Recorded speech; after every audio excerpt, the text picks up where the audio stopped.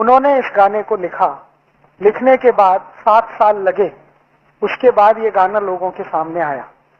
क्योंकि उन्होंने जब ये गाना लिखा उसके बाद एक उपन्यास लिखा, उसका नाम था आनंद मठ। उसमें इस गीत को डाला। वो उपन्यास छपने में 7 साल लगे।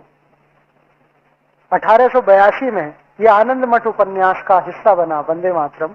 और उसके बाद जब लोगों ने उस उपन्यास को पढ़ा तो इसका अर्थ पता चला कि वंदे मातरम क्या है। आनंद मठ उपन्यास बंकिम चंद्र चटर्जी ने लिखा था अंग्रेजी सरकार के विरोध में और अंग्रेजी सरकार को सहयोग करने वाले उन राजा महाराजाओं के विरोध में जो किसी भी जाति और संप्रदाय के हों लेकिन अंग्रेज सरकार को सहयोग करते। फिर उसमें उन्होंने बगावत की भूमिका लिखी और ये कहा कि अब बगावत होनी चाहिए, विद्रोह होना चाहिए ताकि इस अंग्रेजी सत्ता को हम पलट सकें और इस तरह से वंदे मातरम को सार्वजनिक गान बनना चाहिए, ये उन्होंने घोषित किया। उनकी एक बेटी हुआ करती थी बंकिम चंद्र चटर्जी की, जिसका अपने पिताजी से बहुत मतभेद था। मतभेद किस बात पर था? उनकी बेटी कहती थी कि आपने वंदे मातरम लिखा है, इसके शब्द बहुत क्लिष्ट हैं और बोलने और सुनने वाले की ही समझ में नहीं आएंगे, तो गीत को आप ऐसा सरल बनाइए जो बोलने वाले और सुनने वाले को समझ में आए। तो उस समय बंकिम चंद्र चटर्जी ने कहा कि देखो, आज तुम्हें लगता है कि ये क्लिष्ट है, लेकिन मेरी बात याद रखो, थोड़े दिन के बाद ये गान भारत के हर नौजवान के होठों पर होगा, हर क्रांतिवीर की प्रेरणा बनेगा। उसके बाद हम सब जानते हैं कि ये घोषणा करने के लगभग 12 साल के बाद चटर्जी जी का स्वर्गवास हो गया, वो जीवित नहीं रहे। बाद में उनकी बेटी और परिवार के लोगों ने ये जो आनंद मठ पुस्तक थी जिसमें ये गान था, इसका बड़े पैमाने पर प्रचार किया। वो पुस्तक पहले बांग्ला में बनी, फिर बाद में उसका मराठी हुआ, हिंदी हुआ, तमिल, तेलुगु, कन्नड़, बहुत सारी भाषाओं में छपी और उस पुस्तक ने क्रांतिकारियों में जोश भरने का काम किया। उस पुस्तक में क्या था? ये पूरी व्यवस्था का विरोध करें क्योंकि ये विदेशी है, आताताई है, ऐसा वो सब था। उसमें बहुत सारी ऐसी जानकारियां थी जो लोग सुनकर उबलते थे, जानकर उबलते थे। अंग्रेजी सरकार ने बार बार इस पुस्तक पर पाबंदी लगाई। कई बार इसके बहुत सारे अंश काट छांट दिए, कई बार इसको जलाया गया, लेकिन पुस्तक की मूल प्रति किसी न किसी रूप में सुरक्षित रही, तो ये आगे बढ़ती रही। 1905 में अंग्रेजों की सरकार ने बंगाल का बंटवारा कर दिया। एक अंग्रेज अधिकारी था करजन, उसने बंगाल को 2 हिस्सों में बांट दिया, एक पूर्वी बंगाल, एक पश्चिमी बंगाल। पूर्वी बंगाल था मुसलमानों के लिए, पश्चिमी बंगाल था हिंदुओं के लिए। हिंदू और मुसलमान के आधार पर यह भारत का पहला बंटवारा था। तो भारत के कई सारे ऐसे लोग जो जानते थे कि आगे क्या हो सकता है, उन्होंने इस बंटवारे का विरोध किया और बंग भंग के विरोध में एक आंदोलन शुरू हुआ। इस आंदोलन के सबसे प्रमुख नेता थे लाला लाजपत राय जो उत्तर भारत में थे, बिपिन चंद्र पाल जो बंगाल और पूर्व भारत का नेतृत्व करते थे, और लोकमान्य बाल गंगाधर तिलक जो पश्चिम और मध्य भारत के बड़े नेता थे। इन तीनों नेताओं ने अंग्रेजों के बंगाल विभाजन के खिलाफ आंदोलन शुरू किया। और इस आंदोलन का एक हिस्सा था अंग्रेजों भारत छोड़ो, अंग्रेजी सरकार से असहयोग करो, अंग्रेजी कपड़े मत पहनो, अंग्रेजी वस्तुओं का बहिष्कार करो। और दूसरा हिस्सा था पॉजिटिव कि भारत में स्वदेशी का निर्माण करो, स्वदेशी के पथ पर आगे बढ़ो। लोकमान्य तिलक ने इस आंदोलन को अपने शब्दों में स्वदेशी आंदोलन कहा। अंग्रेजी सरकार इसको बंग भंग विरोधी आंदोलन के नाम से कहती रही। लोकमान्य तिलक कहते थे ये हमारा स्वदेशी आंदोलन है। ये 6 साल चला। इस आंदोलन की ताकत इतनी थी कि अंग्रेजों के खिलाफ जो उन्होंने कहा वो पूरे भारत ने स्वीकार कर लिया। जैसे उन्होंने ऐलान किया कि अंग्रेजी कपड़े खरीदना बंद करो, करोड़ों भारतवासियों ने अंग्रेजी कपड़े पहनना बंद कर दिया। और उसी समय भले हिंदुस्तानी कपड़ा मिले, मोटा मिले, खादी का मिले, वही पहनना है। फिर उन्होंने कहा अंग्रेजी ब्लेड का बहिष्कार करो, तो भारत के लाखों नाइयों ने अंग्रेजी ब्लेड से दाढ़ी बनाना बंद कर दिया। वो उस तरह हिंदुस्तान में वापस लौटा। फिर लोकमान्य तिलक ने कहा अंग्रेजी चीनी खाना बंद करो, क्योंकि शक्कर उस समय इंग्लैंड से बनकर आती थी, भारत में गुड़ बनता था। तो हजारों लाखों हलवाइयों ने गुड़ डालकर मिठाई बनाना शुरू कर दिया। फिर उन्होंने अपील किया कि अंग्रेजी कपड़े से और अंग्रेजी साबुन से अपने घर को मुक्त करो। तो हजारों लाखों धोबियों ने अंग्रेजी साबुन से कपड़े धोना बंद कर दिया। फिर उन्होंने पुरोहितों को कहा कि आप शादी कराओ अगर लड़के लड़कियों की, तो उनके शरीर पर अंग्रेजी वस्त्र ना हो, तभी शादी कराओ। अगर वो अंग्रेजी वस्त्र पहनकर शादी करें तो शादियों का बहिष्कार करो। तो पुरोहित समाज ने सूट पैंट टाई पहनने वाले दूल्हों का बहिष्कार कर दिया। इतने व्यापक स्तर पर यह आंदोलन फैला। 6 साल के अंदर अंग्रेजी सरकार घबरा गई, क्योंकि उनका माल बिकना बंद हो गया, ईस्ट इंडिया कंपनी का धंधा चौपट हो गया। तब ईस्ट इंडिया कंपनी ने अंग्रेज सरकार पर दबाव डाला कि हमारा तो सारा धंधा ही खत्म हो गया है भारत में, अब हमको कुछ भी उपाय नहीं है, आप इन भारतवासियों की मांग को मंजूर करो। तो मांग क्या थी? एक मुख्य मांग थी कि बंगाल का जो बंटवारा किया है हिंदू मुसलमान के आधार पर, ये वापस करो, हमें संप्रदाय के आधार पर बंटवारा नहीं चाहिए। और आप जानते हैं कि अंग्रेजों की सरकार ने झुकना स्वीकार किया और 1911 में डिवीजन ऑफ बंगाल एक्ट कानून वापस लिया गया और बंगाल को फिर से एक किया गया। तब लोकमान्य तिलक को यह समझ में आ गया कि अंग्रेजों को झुकाना है तो इनका बहिष्कार ही सबसे बड़ी उपाय है और ताकत है। ये 6 साल जो आंदोलन चला 1905 से 1911, इस आंदोलन का मूल मंत्र था वंदे मातरम। ये जितने कार्यकर्ता थे, लोकमान्य तिलक, लाला लाजपत राय, विपिन चंद्र पाल के साथ काम करने वाले, उनकी संख्या 1,20,00,000 से ज्यादा थी। वो हर कार्यक्रम में वंदे मातरम का उद्घोष करते थे। कार्यक्रम की शुरुआत में वंदे मातरम गाते थे, कार्यक्रम के अंत में भी वंदे मातरम गाया जाता था। बाद में क्या हुआ कि 1911 में लोकमान्य तिलक और इन सब लोगों के दबाव में और बंगाल में इतना जबरदस्त आंदोलन हो गया, उसके दबाव में अंग्रेजों की सरकार ने भारत की राजधानी को कलकत्ता से दिल्ली शिफ्ट कर दिया। अंग्रेजों को ऐसा लगता था कि अब हम कलकत्ता में सुरक्षित नहीं है, क्योंकि बंगाल इस आंदोलन का केंद्र था। तो उन्होंने अपने को सुरक्षित करने के लिए कलकत्ता से भागकर दिल्ली में शरण ली और 1911 में दिल्ली भारत की राजधानी बन गई। उसके बाद अंग्रेजों ने एक दूसरा काम किया कि भारत के लोगों को शांत करने के लिए, जो अंग्रेजों के खिलाफ विद्रोह से भरे हुए थे, अंग्रेजी राजा को भारत में आमंत्रित किया। जॉर्ज पंचम भारत में आया सन 1911। और जब जॉर्ज पंचम भारत में आया तो इन अंग्रेज अधिकारियों ने जॉर्ज पंचम के स्वागत के लिए एक गीत लिखवाया और उस गीत का नाम है जनगण मन अधिनायक जय भारत भाग्य विधाता। क्योंकि इस गीत के सारे शब्द अंग्रेजी राजा जॉर्ज पंचम की स्तुति का गान है। जन गण मन अधिनायक, अधिनायक माने सुपर हीरो, भारत की जनता है, भारत के जो लोग हैं उनके तुम सुपर हीरो, तुम्हारी जय हो, माने कौन? जॉर्ज पंचम। इस गीत को जिन्होंने लिखा वो थे श्री रविन्द्रनाथ टैगोर। और रविन्द्रनाथ टैगोर की लिखी हुई एक चिट्ठी मेरे पास है, जो कभी समय आने पर मैं टीवी चैनल के माध्यम से पूरे देश को दिखाने वाला हूं। उस चिट्ठी में उन्होंने अपने बहनोई को लिखा है, जो थे सुरेंद्रनाथ बनर्जी और लंदन में रहते थे, ICS ऑफिसर थे। उनको उन्होंने लिखा है कि ये गीत मेरे ऊपर अंग्रेज अधिकारियों ने दबाव डलवा कर लिखवाया है, वंदे मातरम के पैरेलल।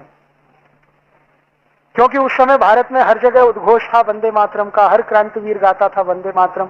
और इस वंदे मातरम को और ज्यादा लोकप्रियता तब मिली जब भारत का सबसे कम उम्र का क्रांतिकारी खुदीराम बोस फांसी के फंदे पर चढ़ा तो वंदे मातरम कहते हुए चढ़ा। उसके बाद तो सभी क्रांतिकारियों ने इसको बना लिया कि फांसी पर जाएंगे तो वंदे मातरम गाएंगे। वो चाहे भगत सिंह हो, चाहे अशफाक उल्लाह हो, चाहे ऊधम सिंह हो, चाहे शशीन्द्र नाथ सान्याल हो, चाहे कोई भी हो, सबने फांसी पे चढ़ने को स्वीकार किया वंदे मातरम के घोष से। अंग्रेजों को इससे बहुत चिढ़ होती थी, तो अंग्रेजों का यह कहना था कि इसके पैरेलल कोई गाना प्रचारित किया जाए।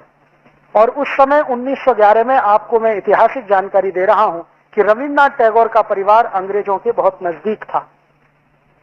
रविन्द्रनाथ टैगोर के परिवार के ज्यादातर लोगों ने अंग्रेजी ईस्ट इंडिया कंपनी में काम किया।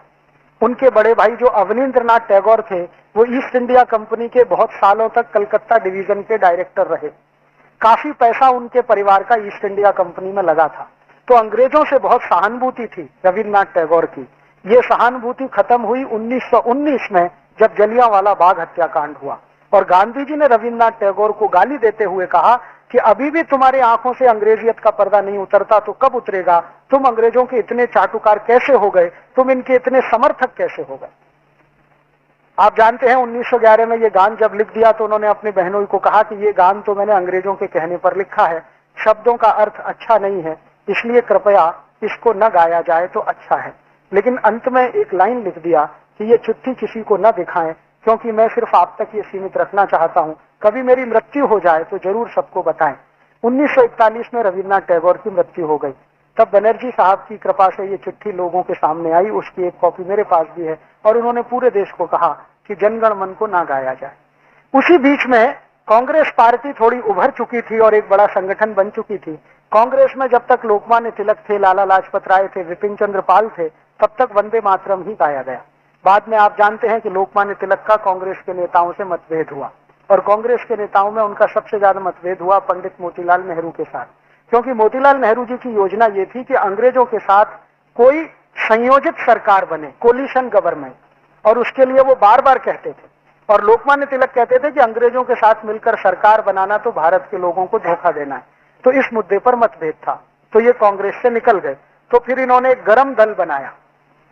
तो कांग्रेस के दो हिस्से हो गए, एक नरम दल, एक गरम दल। गरम दल के लीडर लोकमान्य तिलक, लाला लाजपत राय, विपिन चंद्र पाल, ये सब बड़े कांग्रेस के लीडर थे।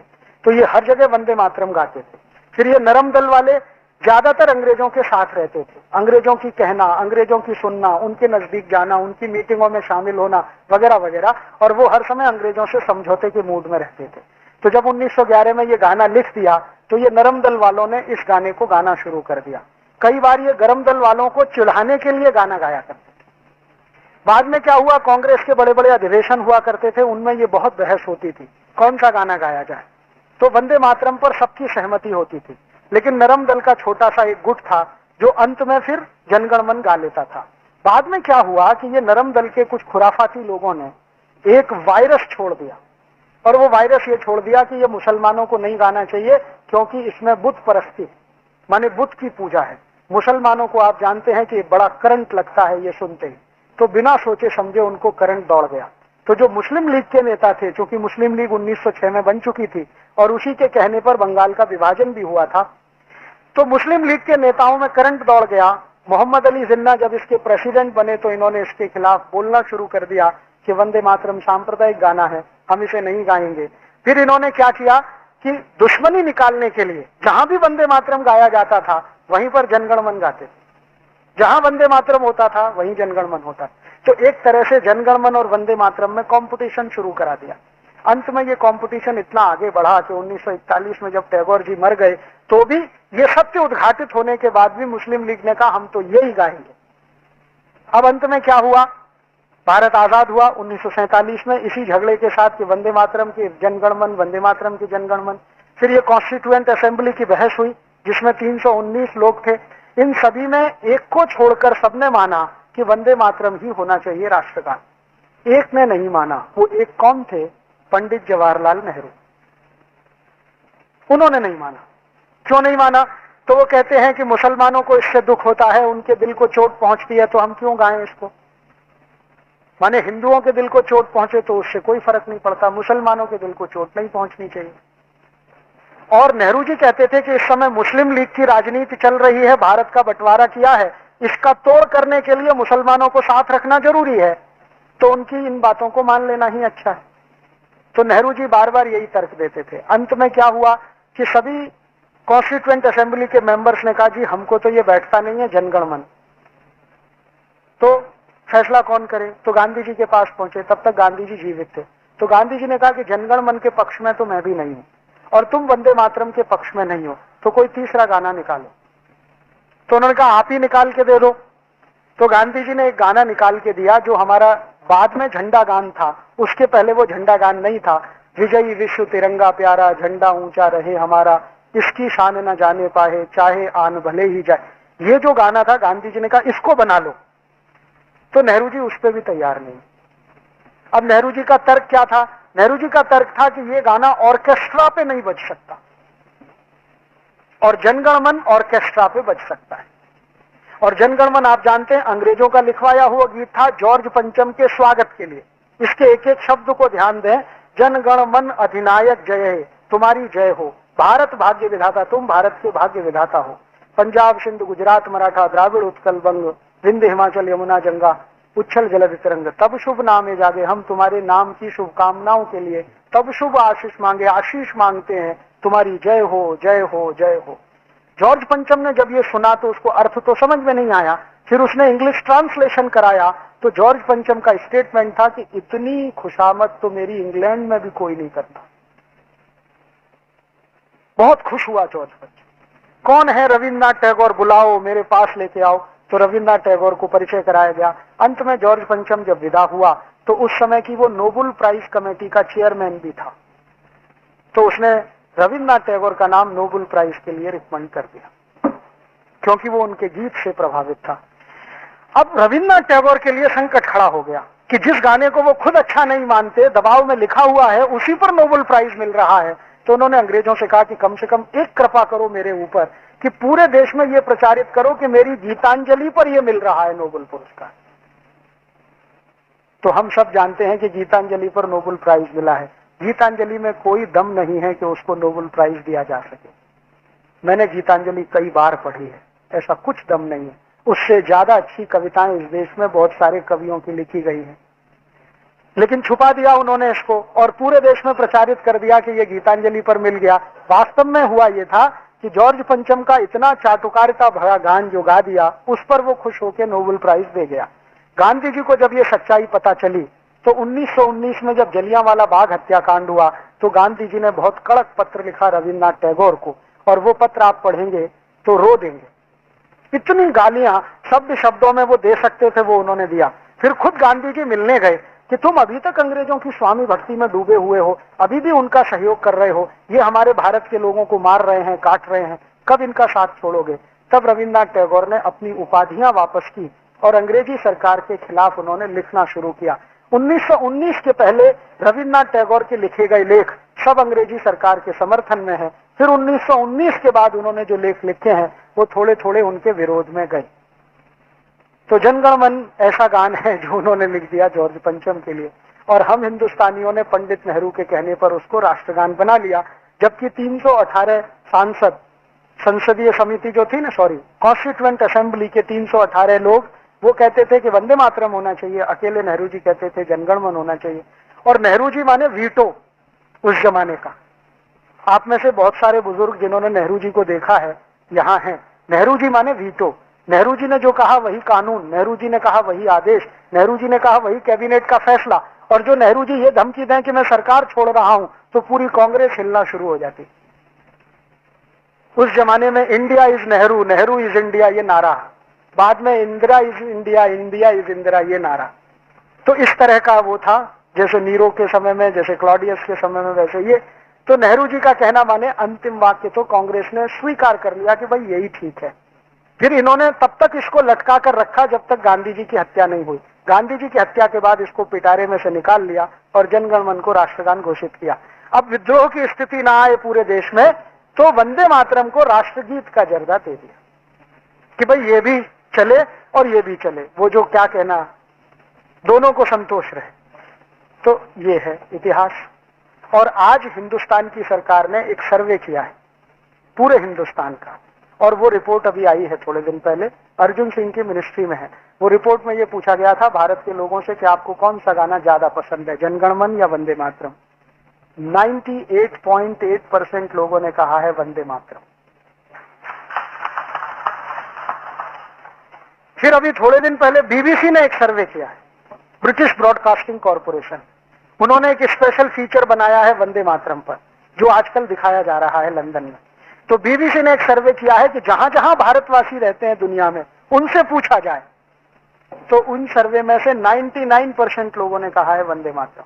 और बीबीसी के सर्वे से एक नई जानकारी मिली है कि दुनिया में सबसे लोकप्रिय गानों में वंदे मातरम दूसरे नंबर पर। दुनिया में बहुत सारे देश इसको समझते नहीं है, लेकिन इसकी जो लय है ना और इसका जो संगीत है, वो कहते हैं कि ये हम में जज्बा पैदा कर देता है। इसमें संगीत और लय देने का काम किया था पंडित विष्णु दिगंबर पलुस्कर ने। बहुत बड़े संगीतज्ञ थे, हम सब जानते हैं। विष्णु दिगंबर पलुस्कर ने इसकी लय बनाई, और इसमें ये जो आज जिस लय में हम गाते हैं ना, ये उनकी दी हुई है, विष्णु दिगंबर पलुस्कर की। उन्होंने ये लय बनाकर गाना शुरू किया, और बीच में जो संगीत भरा गया है वो भी उन्हीं के समय का है। बाद में ये वंदे मातरम लता मंगेशकर ने गाया, आशा भोसले ने गाया, थीम वही है जो विष्णु दिगंबर पलुस्कर की है। तो ये इतिहास है वंदे मातरम का, और उसके साथ है जनगण मन का। अब हम तय करें क्या गाना है।